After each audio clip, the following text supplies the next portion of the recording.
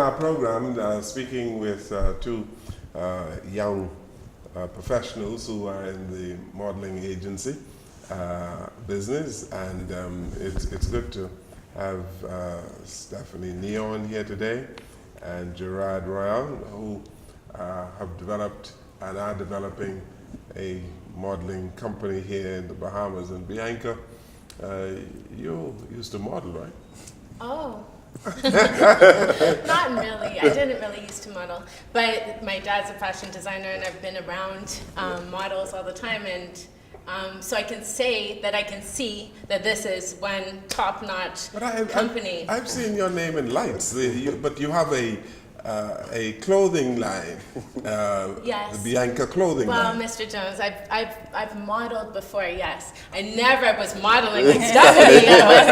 I was in One L Italian magazine or something once, right? But no, not like this. And I never had the opportunity to receive training like this, and that's why I'm so grateful to have my children in the program. And I firsthand have seen how they were shy. And Stephanie came to them and was like, okay, what are your goals and aspirations and dreams, and let me make this happen for you, you know. And my kids were so timid, and almost the first couple of weeks in, then Stephanie got Sailor an acting job in a music video, and she took private classes, and Sailor's she got got 5 music videos. Yeah, she's on her 5th music video now. In 6 weeks or something. Yeah. So it's, when I say it's really, we've been really busy and working hard. That's how it has really progressed and moved for us. So I cannot recommend it more. Oh, that's lovely. It's been a wonderful tool to have. Thank you. Very good. So it's working well, eh? Yeah. Yes, I mean, way exceeding expectations. Like, you know, I guess our response from our website, our social media, people finding us abroad, they've just been so excited to be a part of us. And we're not really even ready for some of the opportunities that are coming away. Like, different agencies want to do like model searches here and like big productions, and you know, we're like, gosh, like we're just trying to get our, you know, make sure all of our models are taken. Yeah, everything. Yeah, exactly. Yeah. But that's all great, because that's probably stuff to come.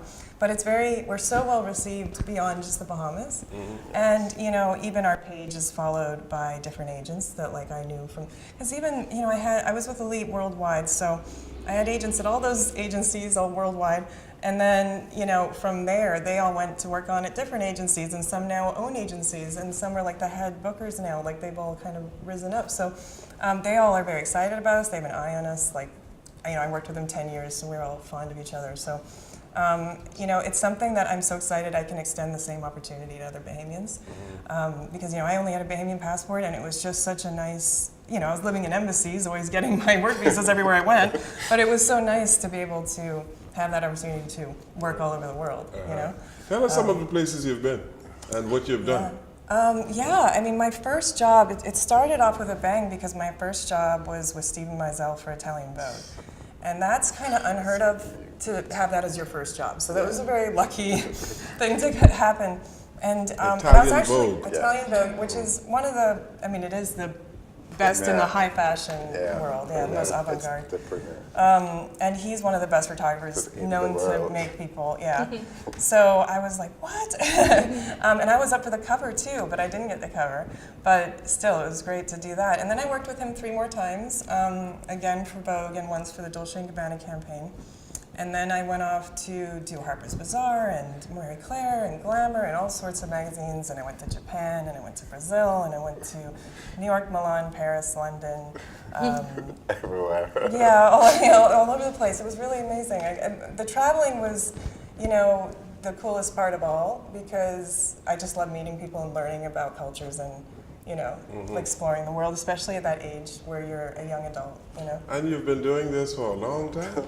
Right, yeah. No, I know. And so, I mean, now I'm on the other side of things, and I'm really enjoying that, because it's almost like a pay-it-forward thing, and it's really a passion project too, well, to help, you know, teens and mentor, but also to, you know, I guess the creative side of it. Like, I love to create, so I love photography, and I love everything with the arts. And I'm just so excited to see the same model management, we're attracting the same people that model management attracted.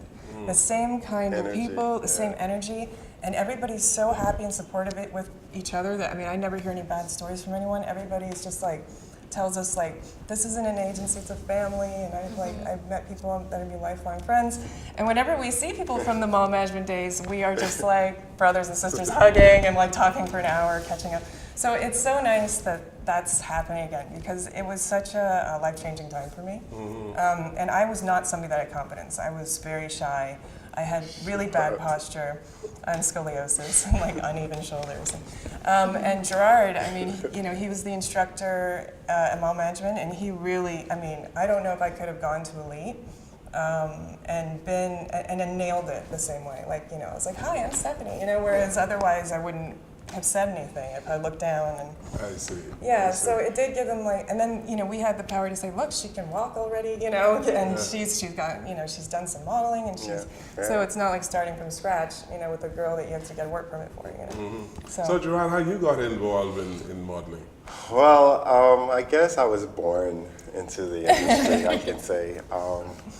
But from a very, very young age, fashion, I was just into the creative art side of things. In high school, I was into the arts. And then my adopted sister, who at the time was one of the lead fashion models here in the Bahamas, and she's living in the US now. Who's this? Lisa Roll, Okay. and her model name, which everyone knows her as, is Strange. She was like a fashion goddess. So I was always that little brother tugging behind, carrying the bags and looking and, critiquing and saying, oh, you need to do this to beat her, and you need to walk this way, and you need to sit that way, And so I guess it was something that I just automatically knew that I had. I mean, it was a talent. And so definitely growing abroad, that was something that I concentrated on. Upon graduating school, I started to do courses in finishing. I started to do courses in runway. I started to go to all of the fashion shows and get connected. And then when I came back for a summer, I moved to Nassau because I'm originally from Grand Bahama. And then I was fortunate enough to meet Pepper Johnson. And she immediately took me under her wing. I became that son, that adopted son, and I started creating shows, doing production on the production side of it. Then I moved on over to, my fashion father, which was Byron, and we were blessed with, and we were talking about this earlier, with an angel in fashion, Dr. Patricia Stevens, God rest her soul, wherever she is at this moment. And she, like Stephanie says, what we're trying to do is just not cater or be recognized here, but get that international recognition. And she was a New Yorker, and for some reason she spotted a few of us at some fashion show, and she came into model management, and she just, totally threw everything behind us, financial-wise, support-wise. She made it happen for us to fly, to New York for Fashion Week, to fly to different places, to Miami, to get training. And so, with all those experiences, I just said, hey, this is what it's all about. And even though... And he's trained many pageant queens along the way. I've had so many under my belt. Like, I lost count. I tell my students all the time, I said, in competing in life, you're going to lose. You're going to lose at some point, but it's how you lose, how you take that loss. I'm not a big fan on losing. So I'm very, very passionate when it comes to training. I put my all into it. And my thing is, once you have the correct foundation, there's no way but up going on there. Because a lot of models you'll come into contact with, and they've trained with different people, and different people have different styles. They have, they may not have had the same experiences that I've had. So you have to right some wrongs, when you go into that aspect of it. And correct some things that aren't right.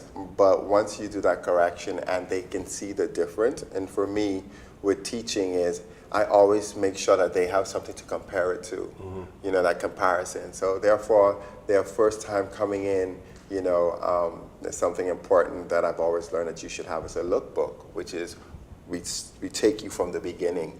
I let you transform yourself, and you have this book. So as you move on into the curriculum through our agency, through the academy, you can go back to the beginning where you started, and at the end, you should get that finished product that you want.